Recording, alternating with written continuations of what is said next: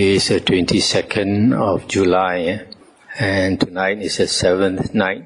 We're talking on the Digha Nikaya. Tonight we come to Sutta number 11, Kevaddha Sutta. This is quite an important sutta. Thus have I heard. Once the Lord was staying at Nalanda in Pavarika's mango grove, and the householder Kevaddha came to the Lord, prostrated himself before him, and sat down to one side. Then he said, Lord, this Nalanda is rich, prosperous, populous, and full of people who have faith in the Lord. It would be well if the Lord were to cause some monk to perform superhuman feats and miracles. In this way, Nalanda would come to have even more faith in the Lord.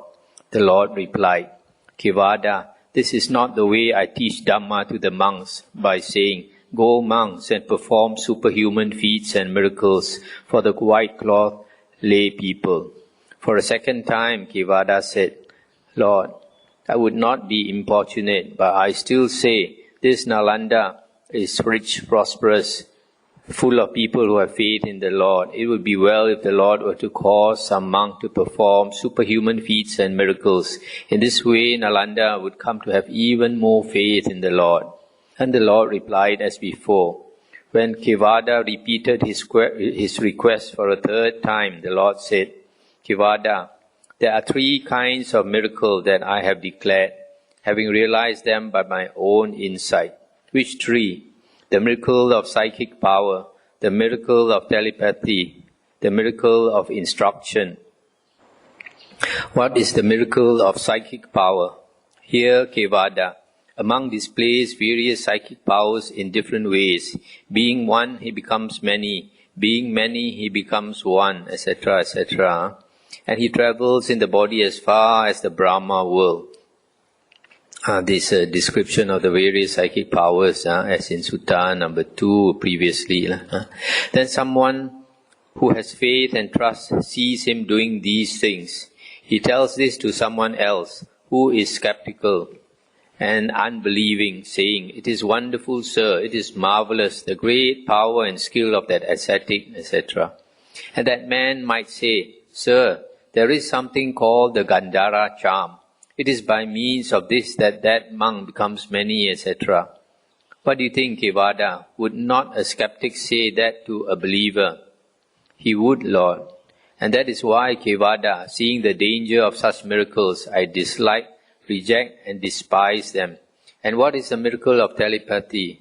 Here a monk reads the minds of other beings, of other people, reads their mental states, their thoughts and ponderings, and says, That is how your mind is. That is how it inclines. That is in your heart. Then someone who has faith and trust sees him doing these things. He tells this to someone else who is skeptical and unbelieving, saying, It is wonderful, sir, it is marvelous, the great power and skill of that ascetic, etc. And that man might say, Sir, there is something called the Manika charm. It is by means of this that monk can read the minds of others. And that is why, seeing the danger of such miracles, I despise them. Stop here for a moment. Here, the Buddha is saying, if his monks display psychic powers, those with faith in the Buddha and the disciples, they would be impressed by it. They would like it. But if the believing lay person were to tell some other person who does not have faith in the Buddha and the disciples, then he would say that they are using these different types of charm. I think the Pali word is vijja, and this actually refers to the mantras. In India, these mantras were handed down from the Brahmins, and mantras are words of power. There is no meaning in those words. But possibly it was handed down by the Devas to the Brahmins, because a long time ago the Brahmins, they were ascetics and they practiced meditation until they could see and converse with Devas and probably they learned these things So these mantras can allow a person to do those things that a person with psychic power can do, like fly through the air, multiply the body, walk through the wall, dive into the earth like diving into water, walking on the surface of the water, etc. And similarly, with reading the minds of others. So the Buddha says, if the miracles were shown to people, those who are skeptical, they would not believe. And what is the miracle of instruction? Here, Kevaddha, a monk gives instruction as follows. Consider in this way, don't consider in that. Direct your mind this way, not that way. Give up that, gain this, and persevere in it. That Kevaddha is called the miracle of instruction. Again, Kevaddha, a Tathagata arises in the world, an Arahant, Sammasambuddha, endowed with wisdom and conduct, well-farer, knower of the worlds, incomparable trainer of men to be tamed, teacher of gods and humans, enlightened and blessed. He, having realized it by his own super-knowledge, proclaims this world with its devas, maras and brahmas, its princes and people. He preaches the Dhamma, which is lovely in its beginning, lovely in its middle, lovely in its ending, in the spirit and in the letter, and displays the fully perfected and purified holy life. A disciple goes forth and practices the moralities, as in Sutta 2, verses 41 to 63. He guards the sense doors and attains the 4 jhanas, also found previously in Sutta 2. He attains various insights. He realizes the 4 noble truths, the path and cessation of the asavas, and he knows there is nothing further here. That Kevaddha is called the miracle of instruction. Stop here for a moment. So here the Buddha says, the miracle of instruction is to teach a person, and then if the person practices the holy life, practices the firstly by teaching that person, when the person hears the Dhamma, he has faith, and he goes forth. Having gone forth, then he practices the conduct of the holy life, or the practice of the holy life, which I said was charana. And from practicing charana, which culminates in the 4 jhanas, then he attains various knowledges, higher knowledges, and finally liberation. And this is called the miracle of instruction. And I, Kevaddha, have experienced these 3 miracles by my own super knowledge. Once, Kevaddha, in this order of monks, the thought occurred to a certain monk, I wonder where the 4 great elements, the earth element, water element, fire element, air element, cease without remainder. And the monk attained to such a state of mental concentration that the way to the Deva realms appeared before him. Stop here for a moment. So here the Buddha says, there was at one time a certain monk was thinking about these 4 great elements. These 4 great elements, earth, water, fire, wind, describes the physical world. The physical world, in Pali, it's rupa. Rupa consists of these 4 elements. The earth element means the hardness element. The water is the liquid things that cohere together. The fire element is the heat element. The air is the motion element. So the physical world can be described by these 4 elements. And this monk wanted to know where the 4 great elements cease without remainder. In others, where does the world end? Because he thought this world is a world of suffering. It would be good if the world were to cease. So he attained a state of mental concentration that the way to the Deva realms appeared before him. So here you see this sentence is quite interesting. He meditated until his mind became so concentrated that the Deva realms appeared in front of him. So this confirms our Buddhist belief that the world actually exists in consciousness, in the mind. If you were to be able to develop your mind like this monk, then you are able to see and go and visit the various realms of existence, like the Buddha and the Arahant disciples. So you want to go to the Deva realm, it's not by chanting the Buddha's name, it's by meditating until the Deva realms appear before you. Then coming to the realm of the Devas of the four great kings, he asked those Devas, friends, where do the four great elements, earth, water, fire, wind, cease without remainder? At this question, the Devas of the four great kings said to him, Monk, we don't know where the four great elements cease without remainder. But the four great kings are loftier and wiser than we are. They may know where the four great elements cease. So these Devas, they could not reply. They say, you go and see our kings, the four kings, they should be wiser, they will know. So that monk went to the four great kings and asked the same question. But they replied, we don't know, but the 33 gods may know. So they say the higher gods may know. So that monk went to the 33 gods who said, we don't know, but Sakka Devaraja may know. Then he went to ask Sakka Devaraja, and Sakka Devaraja also didn't know. He said the Yama Devas may know. Then this monk went to the Yama Devas, and they also didn't know. They say maybe our king, Suyama, son of the Deva, may know. Then when the monk asked Suyama, he also didn't know. He said the higher Tusita Devas may know. Then the monk went to the Tusita Devas and asked them, and they also didn't know. They said their king, Santusita, may know. And then when Santusita was asked, he also didn't know. So he said the fifth heaven, Nimana Rati Devas may know. And when the monk asked them, they also didn't know. They said, go and ask our king, Sunimita. And when he asked Sunimita also couldn't answer. He said, the sixth heaven, the Devas called Paranimita Vasavati Devas may know. So the monk went to them and asked them. They also didn't know. They said their king, Vasavati, may know.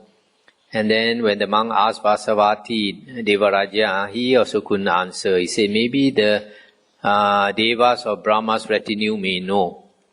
Then that monk, by the appropriate concentration, made the way to the Brahma world appear before him. He went to the Devas of Brahma's retinue and asked them. They said, we don't know, but there is Brahma, great Brahma, the conqueror, the unconquered, the all-seeing, all-powerful, the Lord, maker and creator, ruler, appointer and orderer, father of all that have been and shall be. He is loftier and wiser than we are. He would know where the four great elements cease without remainder. And where, friends, is this great Brahma now? And they said, monk, we do not know when, how and where Brahma will appear. But when the signs are seen, when a light appears and a radiance shines forth, then Brahma will appear. Such signs are an indication that he will appear. Then it was not before long the great Brahma appeared. And that monk went up to him and said, friend, where do the four great elements, earth, water, fire, air or wind, cease without remainder? Stop here for a moment. So you notice here, in this sutta, it talks as far as the first jhana realm, the Brahma's heaven. Here the sutta talks about Brahma's retinue and Mahabrahma, the great Brahma. But in later books, they added ministers of Brahma. So it is by adding a few things like this, they created the 31 planes of existence. These 31 planes of existence is very well known. But actually, a lot of people don't know. It comes from later books. The Buddha never talked about 31 planes of existence. The Buddha only talked about 5 realms of existence. The heavens, which are the highest, then the human realm, and then below that, the 3 woeful planes. As far as the heavens are concerned, he did mention a few heavens. So like in this Brahma realm, he only talked about 2, Brahma's retinue and the great Brahma. But later books they added. So the great Brahma replied, monk, I am Brahma, Mahabrahma, the conqueror, unconquered, all-seeing, all-powerful, Lord, maker and creator, ruler, appointer and orderer, father of all that have been and shall be. The second time the monk said, friend, I did not ask if you are Brahma, great Brahma, the conqueror, etc. I asked you where the four great elements cease without remainder. And the second time the great Brahma replied as before, I am Brahma, Maha Brahma, conqueror, unconquered, all-seeing, all-powerful, etc.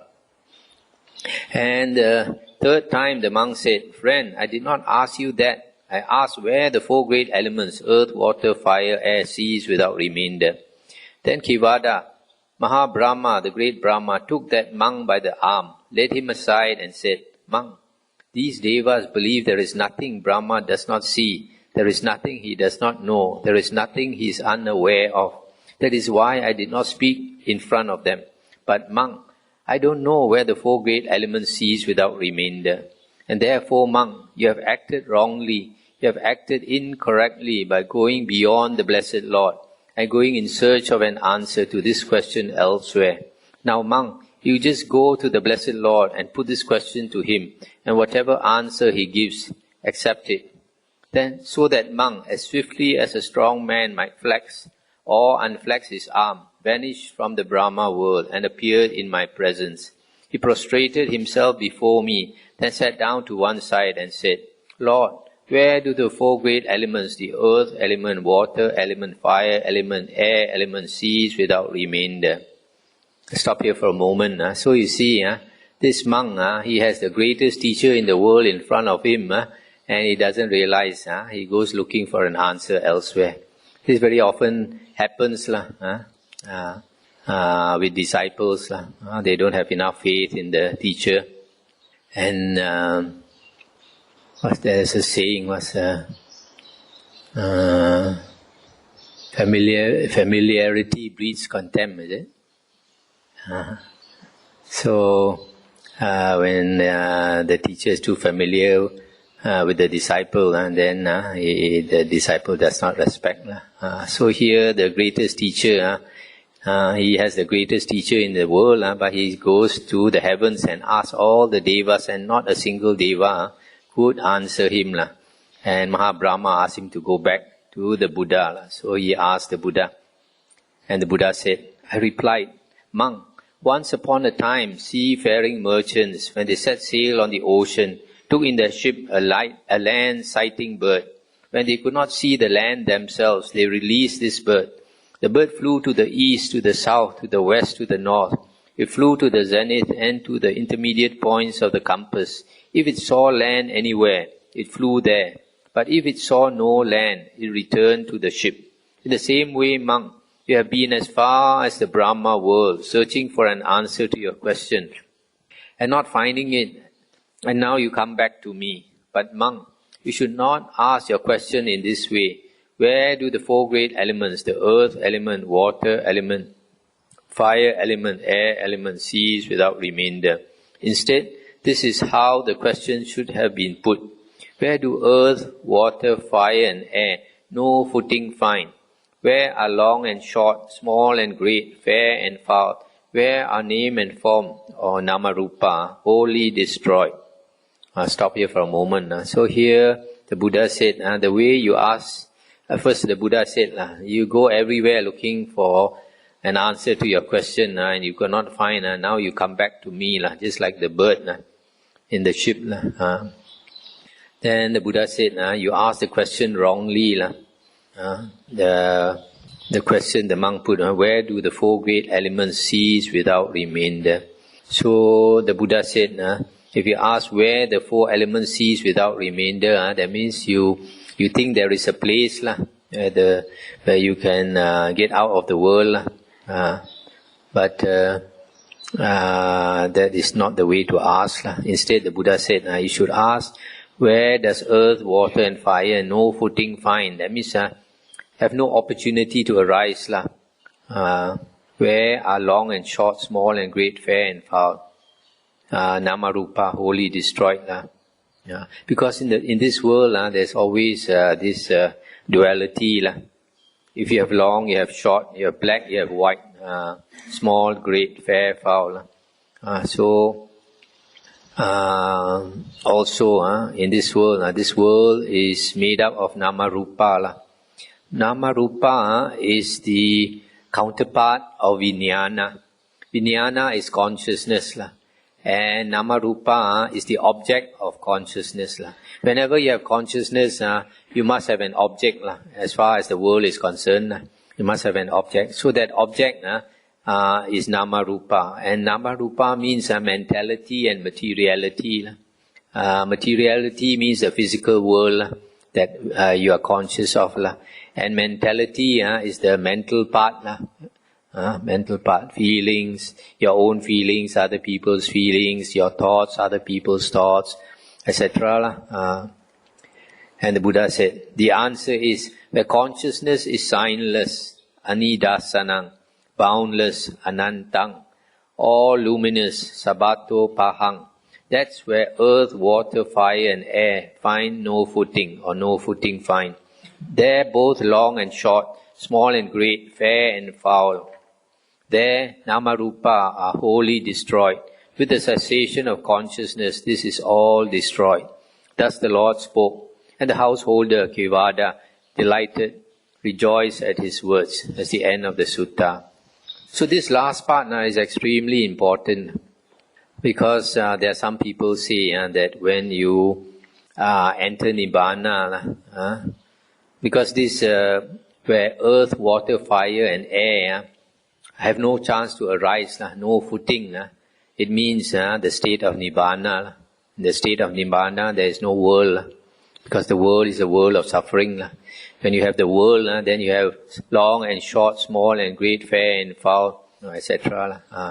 So, this state of Nibbana, the Buddha says, consciousness is signless. Signless means no object, boundless, all luminous, extremely bright, everywhere bright.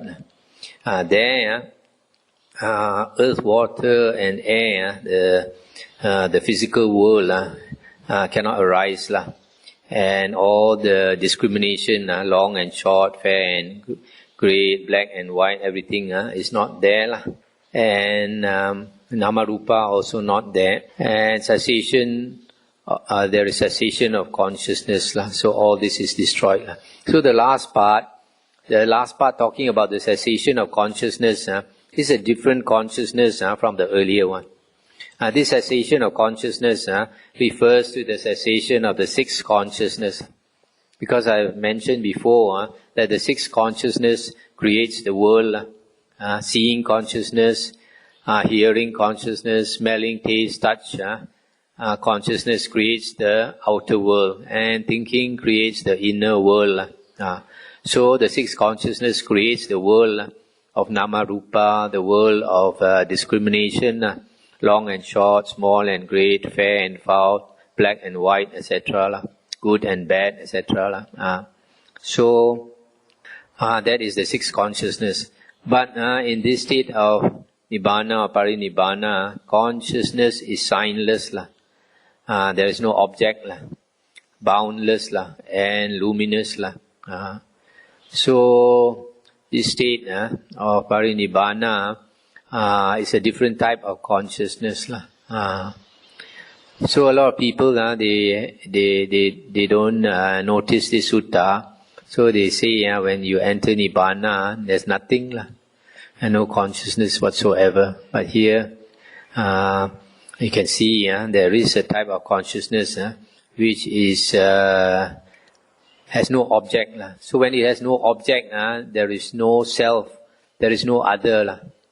When there is an object, for example, when seeing consciousness arises, and you think you see, then you have an eye seeing something, seeing an object, right? There's always this subject and object, as far as the sixth consciousness is concerned.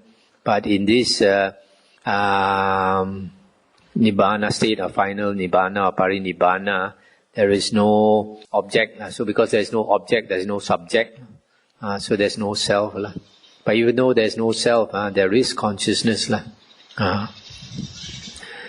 So basically the whole world is consciousness. Just that looks like this consciousness can be divided in active consciousness and static consciousness. Just like kinetic energy and static energy, right? So the static state is like the consciousness that is not active, but when it's active, then a being comes, a being rises. Okay, now we come to Sutta number 12, Lohicca Sutta, about good and bad teachers. Thus have I heard, once the Lord was touring Kosala with a large company of some 500 monks, and coming to Salavattika, he stayed there. And at that time the Brahmin Lohicca was living at Salavattika, a populous place full of grass, timber, water and corn, which had been given to him by King Pasenadi of Kosala as a royal gift and with royal powers. Just then this evil line of reasoning occurred to Lohicca. Suppose an ascetic or Brahmin were to discover some good doctrine. Having done so, he ought not to declare it to anyone else. For what can one man do for another? It is just as if a man, having cut through an old fetter, were to make a new one. I declare such a thing is an evil deed rooted in attachment. For what can one man do for another? Then Lohicca heard it said that the ascetic Gotama had arrived at Salavattika, and that concerning the blessed Lord Gotama, a good report has been spread about, etc., etc. And indeed it is good to see such arahants. And Lohicca said to Besika, the barber, Friend Besika, go to the ascetic Gotama, ask in my name after his health, and then say, May the Reverend Gotama consent to take tomorrow's meal with his Sangha of monks from the Brahmin Lohicca. Very good, sir, said Besika, and carried out the errand. The Lord signified his acceptance by silence.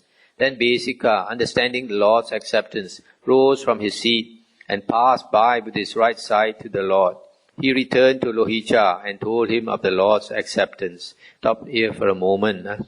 So here this Lohicca, he has this wrong view that if some ascetic or Brahmin were to discover some good Dhamma, he should not teach it. For what can one man do for another? That is his thinking. Then after that, he heard that the Buddha had come to his place and he invited the Buddha for a meal and the Buddha accepted by silence. That's the Buddha's way of accepting.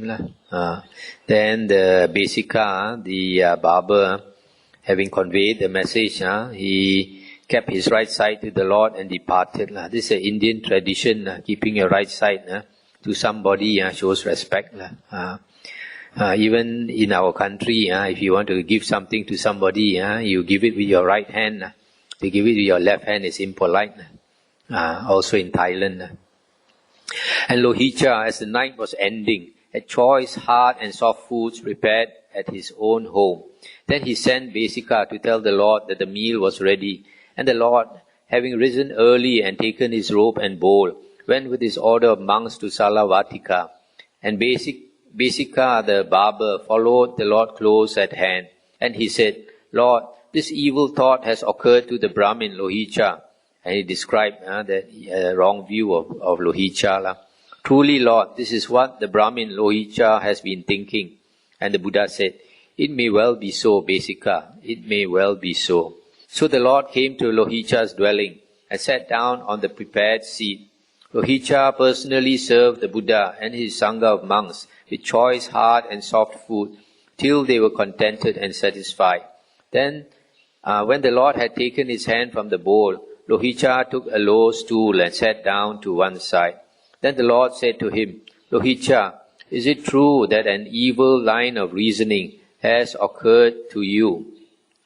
Namely, suppose an ascetic or Brahmin were to discover some good doctrine. Having done so, he ought not to declare it to anyone else. For what can one man do for another? It is just as if a man, having cut through an old fetter, were to make a new one. I declare that such a thing is an evil deed rooted in attachment. For what can one man do for another? And Lohicca said, Yes, Reverend Gotama. What do you think, Lohicca? don't you reside at Salavatika? Yes, Reverend Gautama. Well now, if anyone should say, the Brahmin Lohicca resides at Salavatika, and he should enjoy the entire fruits and revenues of Salavatika, not giving anything away to others.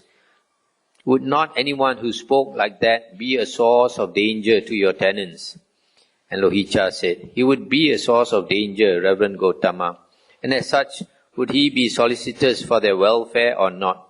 He would not, Reverend Gautama. And not being solicitous for their welfare, would he have a heart full of love for them or of hatred? Of hatred, Reverend Gautama. And in a heart full of hatred, is there wrong view or right view? Wrong view, Reverend Gautama.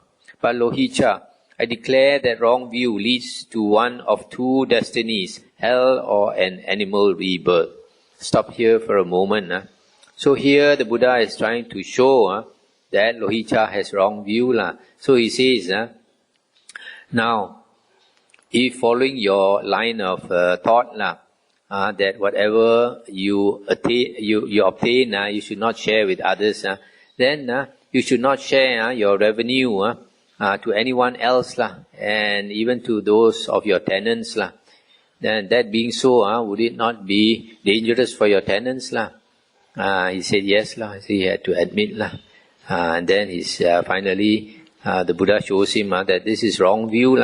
And the Buddha said that wrong view leads to one of two destinies, either rebirth in hell or the animal realm. What do you think, Lohicca? Does King Pasenadi of Kosala reside at Kasi Kosala? He does, Reverend Gautama.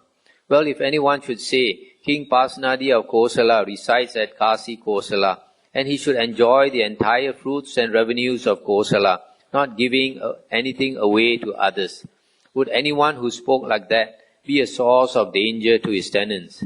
Would he have a heart full of hatred? And would that not be wrong view? It would, Reverend Gautama.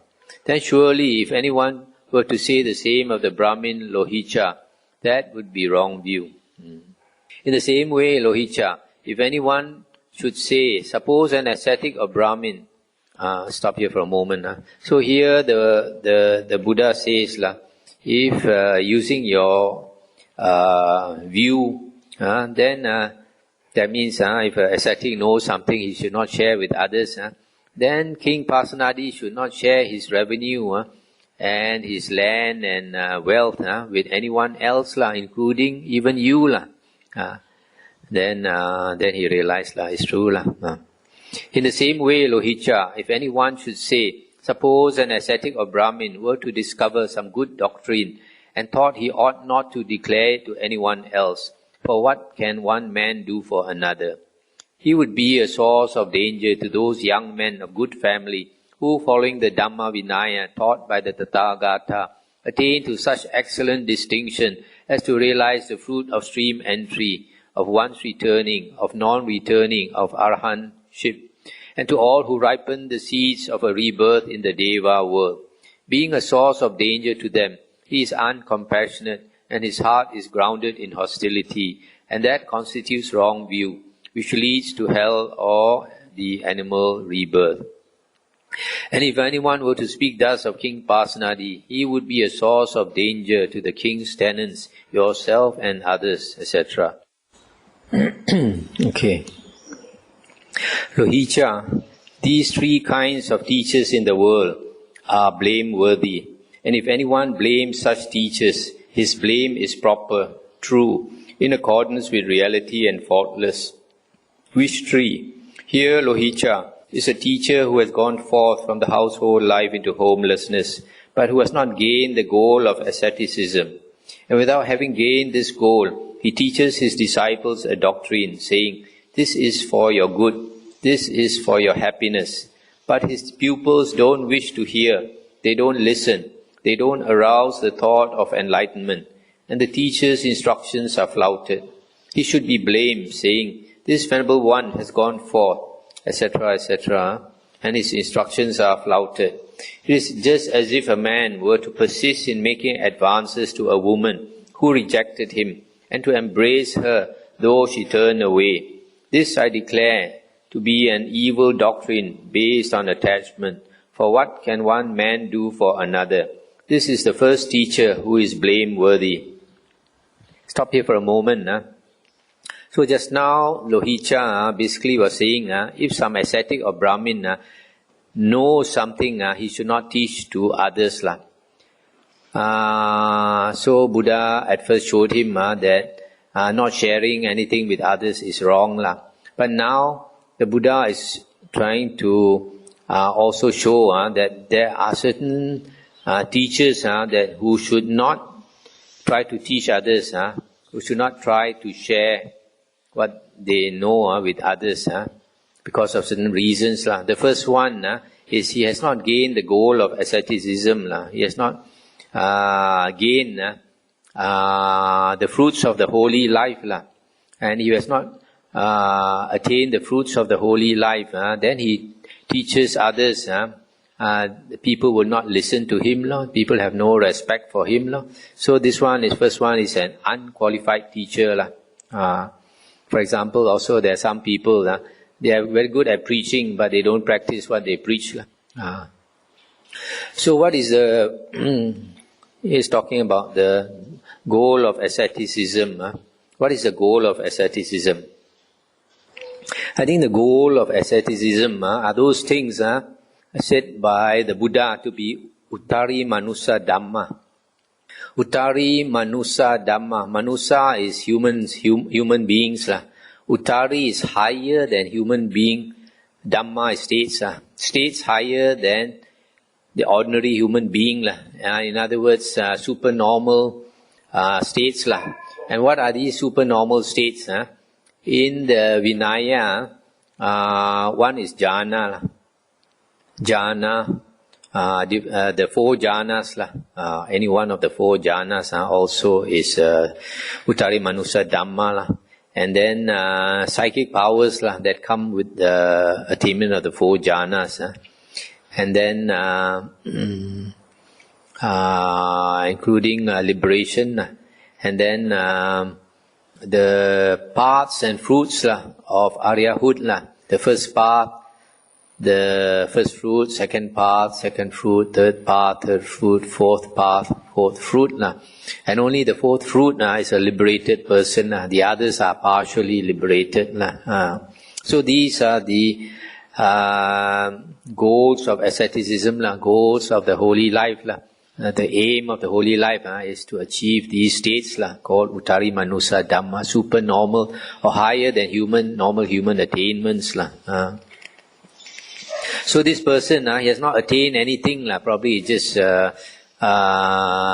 become a monk. There are some people like that, they just become a monk and they quickly want to teach, but they are not qualified to teach.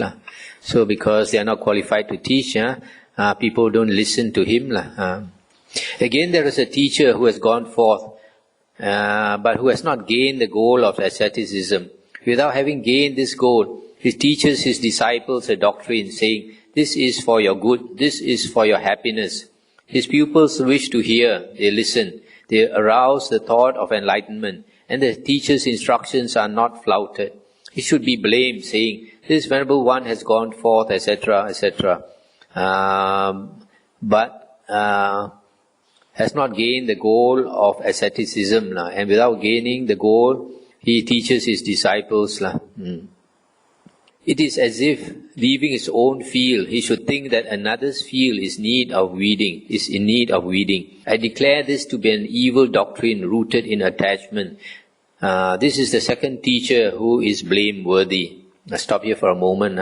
So here again, this second monk has not attained any of the fruits of the holy life, and he teaches, but people listen to him, people listen to him and heed his instructions, but then the Buddha says this teacher is blameworthy, because if the teacher has not cultivated himself, initially his followers may have a lot of faith in him, but later he will, because he has not cultivated himself, it's likely that he will do something wrong, break the precepts, or even break the major precepts, and then people lose faith in him, or he disrobes or something.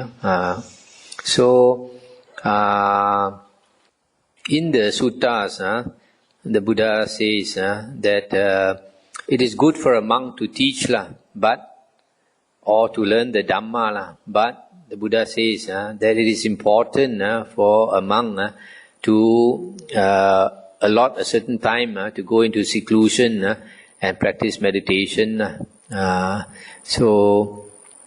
a monk only teaches but does not practice himself, it's just like the Buddha says here. This farmer, instead of looking after his own field, he goes to tend to another person's field. Again, there is a teacher who has gone forth and who has gained the goal of asceticism. Having gone forth, he teaches, but his pupils don't wish to hear him. His instructions are flouted. He too should be blamed. Just as if, having cut through an old fetter, one were to make a new one. I declare that this is an evil doctrine rooted in attachment. For what can one man do for another? This is the third teacher who is blameworthy. These are the three kinds of teacher that I spoke of as blameworthy. This third teacher, he has gained a certain goal of asceticism, and he starts teaching, but maybe he has not prepared himself well enough, so people don't listen to him, the Buddha says, but if he still insists on teaching, wants to teach, even though people don't welcome his teaching, then he is blameworthy. As far as the Dhamma is concerned, normally a monk should preach the Dhamma or teach the Dhamma when requested. If not requested, he should be careful, because sometimes people might not appreciate.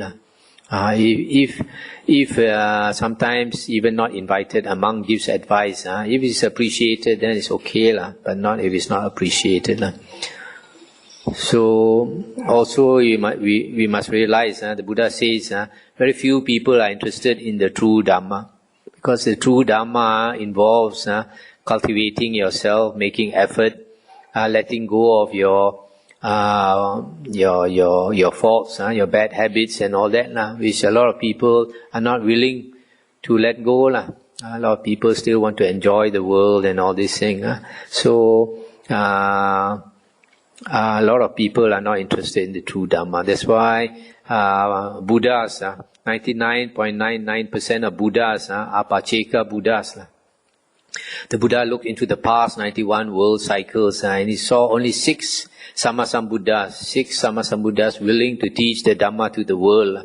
Whereas the Buddha said at one time, outside Rajagaha, Wangsa-cheng, there is a mountain called Isigili mountain, and the Buddha said at one time there were 500 Pacheka Buddhas there.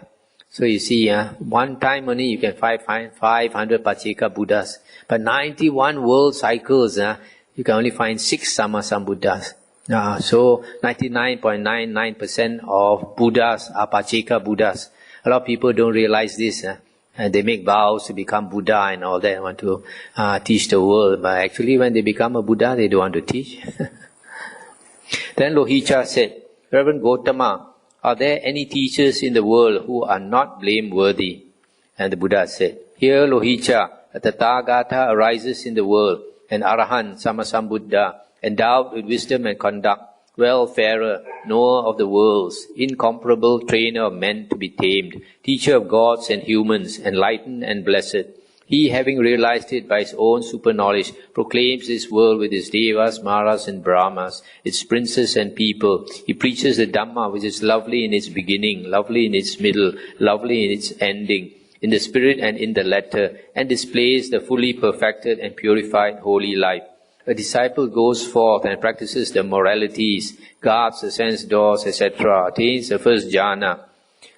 And whenever the pupil of a teacher attains to such an excellent distinction, that is a teacher who is not to be blamed in the world. And if anyone blames that teacher, his blame is improper, untrue, not in accordance with reality and faulty. Similarly, he attains the other three jhanas and various insights, abhinya. And whenever the pupil of a teacher attains to such excellent distinction, that is a teacher who is not to be blamed in the world. He realizes the Four Noble Truths, the past, the cessation of the corruptions, the asavas, etc. Whenever the pupil of a teacher attains to such excellent distinction, that is a teacher who is not to be blamed in the world. And if anyone blames that teacher, his blame is improper, untrue, not in accordance with reality and faulty. At this, the Brahmin Lohicca said to the Lord, Reverend Gautama, it is as if a man were to see someone by the hair who had stumbled and was falling into a pit, and to set him on firm ground. Just so, I, who was falling into the pit, have been saved by the Reverend Gautama. Excellent, Reverend Gautama, excellent. It is as if someone were to set up what had been knocked down, or to point out the way to one who had got lost, or to bring an oil lamp into a dark place so that those with eyes could see what was there. Just so, the Reverend Gautama expounded the Dhamma in various ways. I go for refuge to the Lord Gautama, the Dhamma and the Sangha. May the Reverend Gautama accept me as a lay follower who has taken refuge from this day forth for as long as life shall last. It's the end of the sutta. So here, the Buddha says that if a teacher teaches and the disciple can attain these Uttari Manusa Dhamma, these states which are higher than the normal human being, namely the jhanas, the abhinyas or higher knowledges and liberation, then the teacher is not to be blamed. So, going back to the three teachers who are blameworthy, the first one has not attained any of this goal of the holy life. The second one also has not attained. The third one has attained, but people don't want to listen to him for various reasons. For example, maybe he has attained jhana, but there are some people who have a knack for teaching. Some people have no knack for teaching. Some people, the way they speak, people don't like. The Buddha says in the suttas that a teacher should be able to speak very clearly so that people can understand. He should speak slowly. Not everybody is able to do that. So this teacher, this third one who is blameworthy, just attained something, but he doesn't have the ability to teach.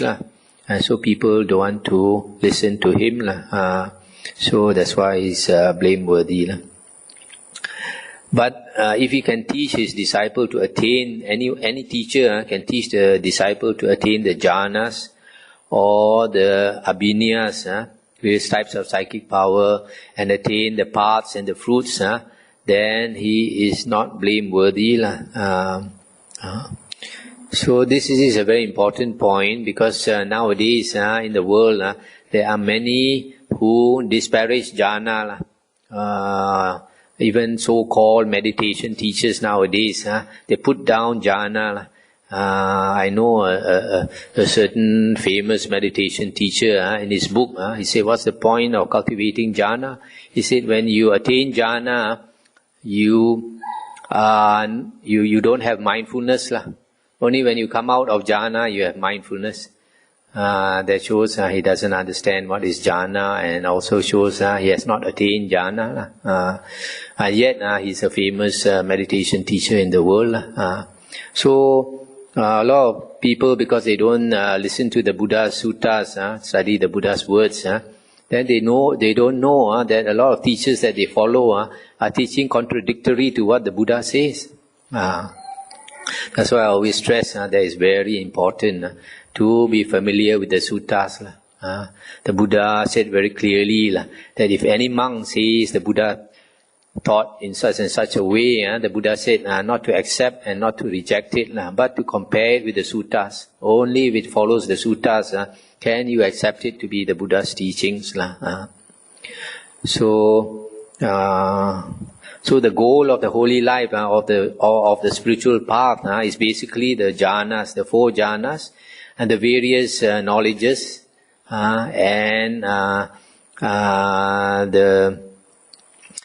paths and fruits of Aryahood. The paths and fruits of Aryahood are the most important, more important than the jhanas and the psychic powers.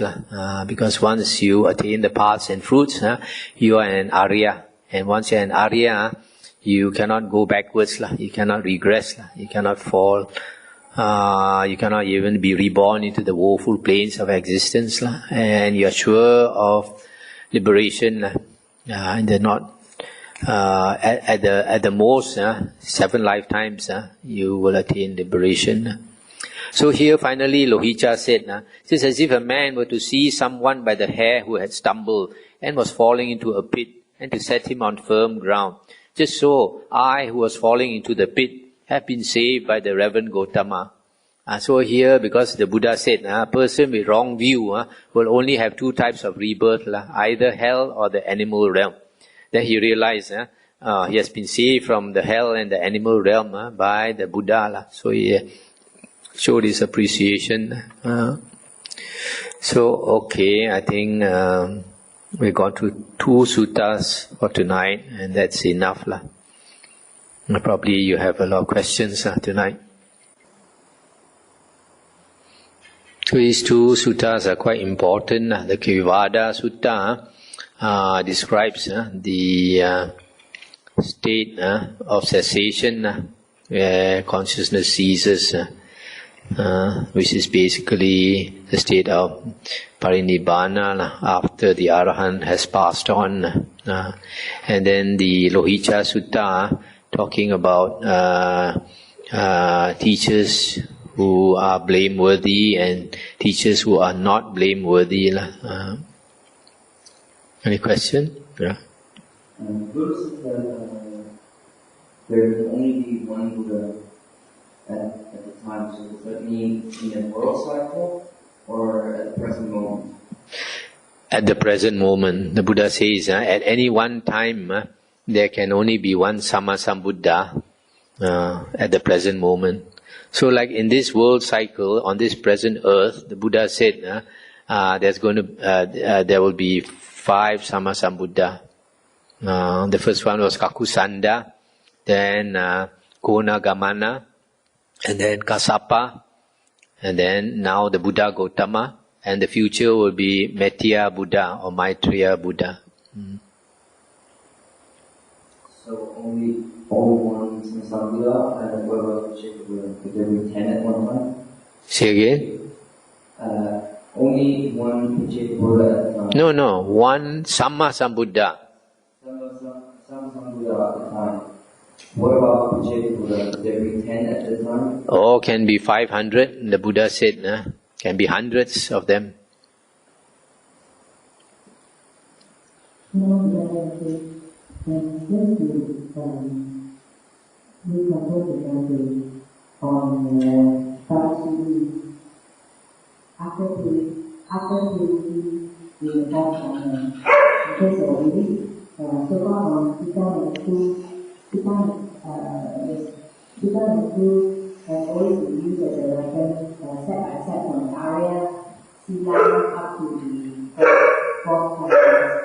So we assume that that is the practice of the Noble Eightfold Path. That is beginning to practice the Noble Eightfold Path. There is the Sila, the Charana, and the Digha Nikaya. Then coming to the 4th Charana, that is how the person after purity of mind. Let's say if an external ascetic, if they do not practice the Arya Sila and the Charana, can they attain 4th Charana with the Parasuddhi?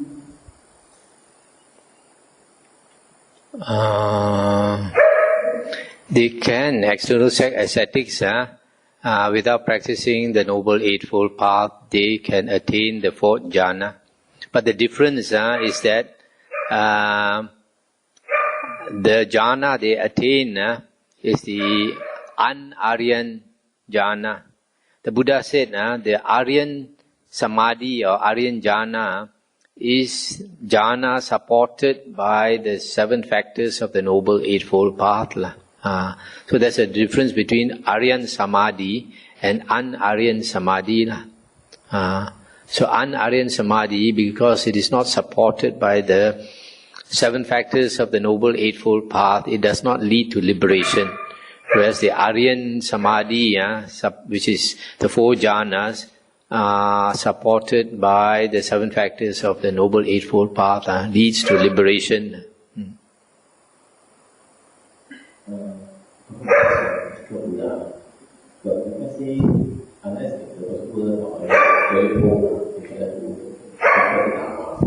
Otherwise, wouldn't they be the same accomplished to the same level? What can one man do for another? What the Buddha is trying to say is what can one man do for another is that if you are not qualified, how can you help another? The Buddha said, if a person is in the mud, how can he help another person out of the mud? He has to get out of the mud before he can help a person out of the mud. So the Buddha basically is saying that if a person is not qualified, what can he do for another?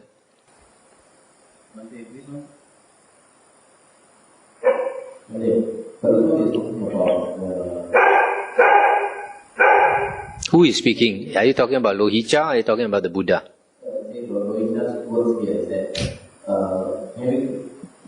one of the discovers of good doctrine, like Buddha, discover having a theme. So, continuously, doesn't teach unless grows.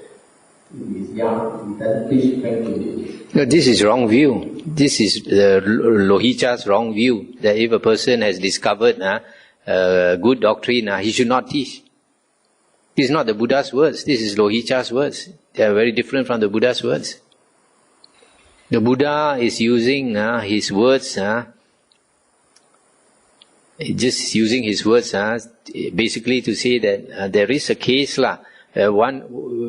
what can one man do for another if he is not qualified? So suppose you are not qualified in medicine, and then you try to heal another person. You are not qualified to heal him. So the Buddha is saying Lohicca has a wrong view. In the Dhammapada, the Buddha said the giving of Dhamma is the highest gift. But here Lohicca is saying if you have the Dhamma, you should not teach others.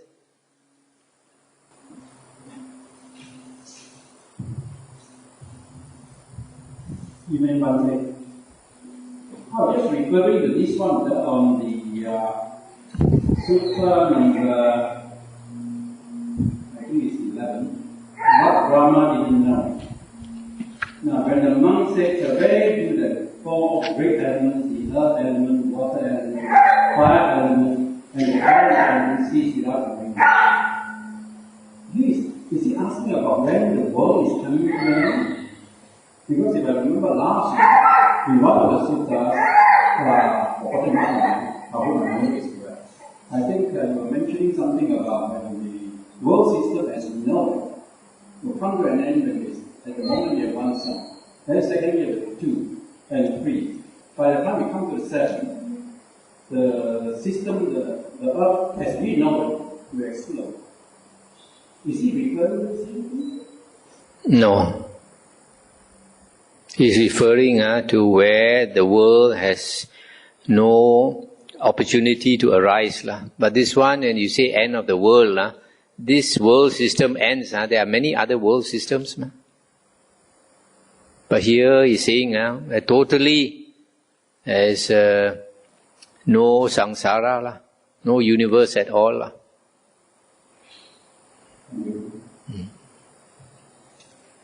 As I mentioned before, the world exists in consciousness.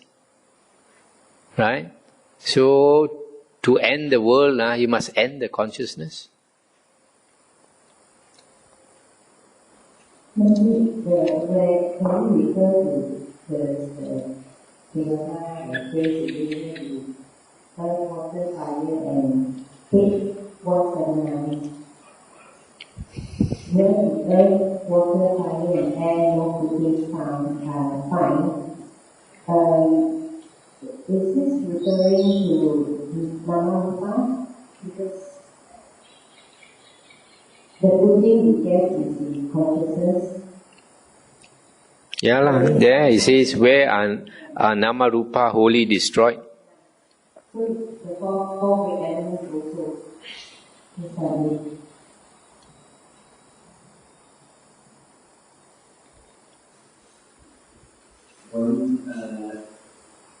When the world cycles end, is there just like one nirvana, or is there for each world cycle? Is there?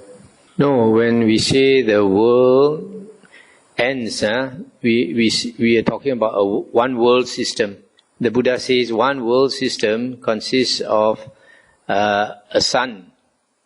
A sun. So every star that you see in the sky, every star is a world system. And every star will have human beings, around the star. Just like our star is the sun. So there are planets around the sun. And there will be human beings. So there will be other world systems that have human beings, that have devas, similar devas and devis. So when that world ends, only that world ends. Others will still be around. That is not Nibbana.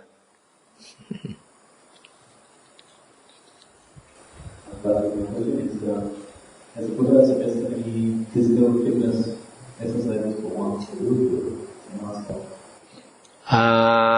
in India, there are two schools of thought.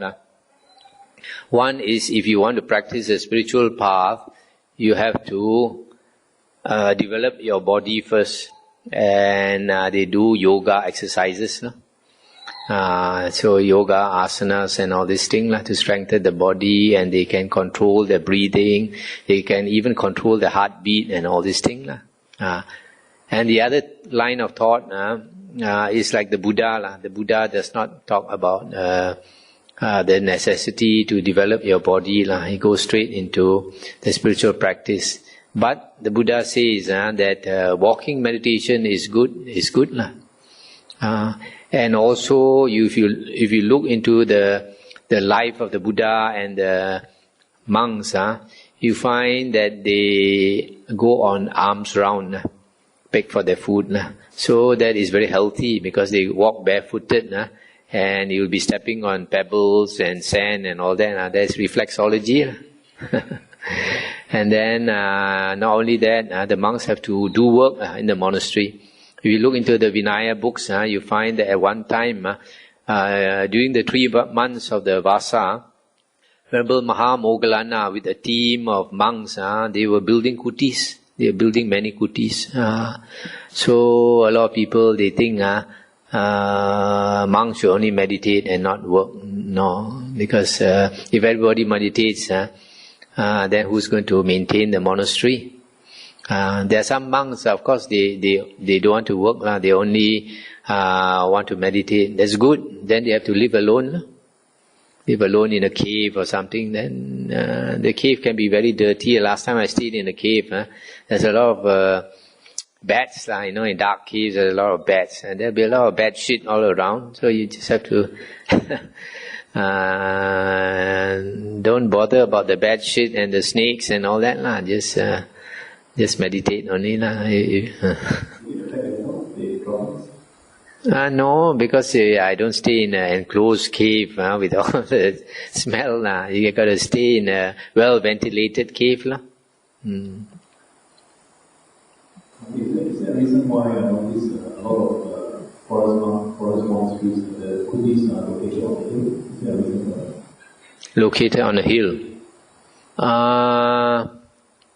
A hill is a good place to have a monastery. Firstly, because it's not flooded, and secondly, because if there's a little hill, then it's more windy. Low ground is always the air is stagnant. There's some monasteries on low ground, but it's very stagnant, and also because if you want to go away from the town, then you go to the countryside. It's liable to have hills. What is the line and 10 precepts. Is there a difference between 9th and 10th precept for a Samanera. The 9th precept is Mala, Ganda, Vilepana, Dharana, Mandana, Vibhusana, Thana. That one is not seeing shows. Wait, let me see. The first one is not seeing shows. The 8th one is Nacha, Gita, Vadita, Visuka, Dasana, Mala, Ganda, Vilepana, Dharana, Mandana, Vibhusana, Thana. The 8th one is not to see shows, listen to music, sing and dance and all this. The 9th one is not to adorn yourself, use perfume, makeup and all these things. And the 10th one is not to possess money. I thought the 7th one is not to see shows. There's a difference between the 8 precepts and the 10 precepts. In the 8 precepts, the 7th precept consists of 2 precepts. Not to see shows, not to sing and dance and all these things. And also the other precept, not to adorn your body, use cosmetic and perfume and all these things. Two precepts are found in the 7th precept of the 8 precepts. But these 2 precepts in the 10 precepts, they are broken up into the let me see, the 7 precept and the 8 precept, and then the 9th precept is the Ucha Sayana, Maha Sayana, not to sleep on luxurious bed, and then the 10th precept is not to possess money. Okay.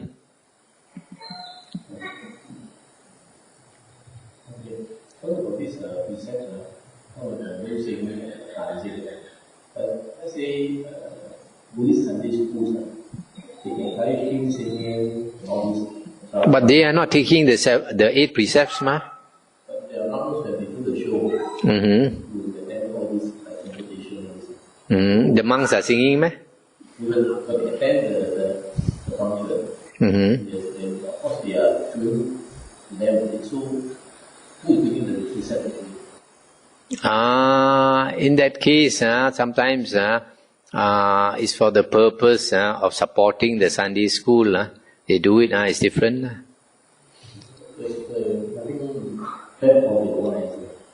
No. That's why there is, when a person attains Sotapanna, 3 factors are abandoned. Okay? One is Sakkaya Ditthi, which is identity view. Identity view means identifying the body and the mind with the self. Okay? And then another one is doubt. Doubt about the Buddha, Dhamma and Sangha. The third one is Sila Bhatta Paramasa, attachment to rules and rituals. Actually, attachment to Sila and rituals. So, if a person is attached to rules, even Sila, and you don't understand there is a purpose for Sila, then you cannot be a Sotapanna. You must understand what is the purpose of the Sila. Don't be Seipan.